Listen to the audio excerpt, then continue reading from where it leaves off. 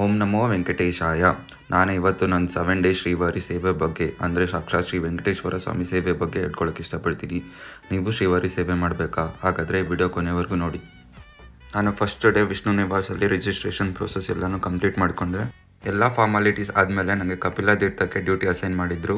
ನನ್ನ ಡ್ಯೂಟಿ ಏನಂದರೆ ಜನಗಳದ್ದು ದರ್ಶನ ಆಗ್ತಿದ್ದಂಗೆ ನಾನು ಅವ್ರನ್ನ ಮುಂದೆ ಕಳಿಸ್ಬೇಕಾಗಿತ್ತು. ನನಗೆ ನೆಕ್ಸ್ಟ್ ಡೇ ಪದ್ಮಾವತಿ ಅಮ್ಮ ಟೆಂಪಲಲ್ಲಿ ಪರಿಕ್ರಮಣ ಸೇವೆ ಅಂದರೆ ಉಂಡಿಲಿರೋ ದುಡ್ಡು, ಕಾಯಿನ್ಸು ಎಲ್ಲನೂ ಸಪ್ರೇಟ್ ಮಾಡಬೇಕಾಗಿತ್ತು.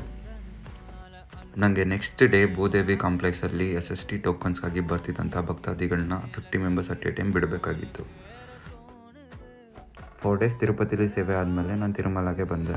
ನಾನು ನೆಕ್ಸ್ಟ್ ಡೇ ಲೇಪಾಕ್ಷಿಯಲ್ಲಿ ತಿರುಪತಿಗೆ ಸಂಬಂಧಪಟ್ಟಂತಹ ಬುಕ್ಸ್, ಕ್ಯಾಲೆಂಡರ್ಸ್, ಡೈರೀಸ್ನ ಭಕ್ತಾದಿಗಳಿಗೆ ಡಿಸ್ಟ್ರಿಬ್ಯೂಟ್ ಮಾಡೋದಾಗಿತ್ತು. ನೆಕ್ಸ್ಟ್ ಡೇ ತಿರುಪತಿಯ ಮೇನ್ ಗರ್ಭಗುಡಿ ಹತ್ರ ಭಕ್ತಾದಿಗಳನ್ನ ಮುಂದೆ ಕಳಿಸೋ ಡ್ಯೂಟಿ ನಮ್ಮದಾಗಿತ್ತು.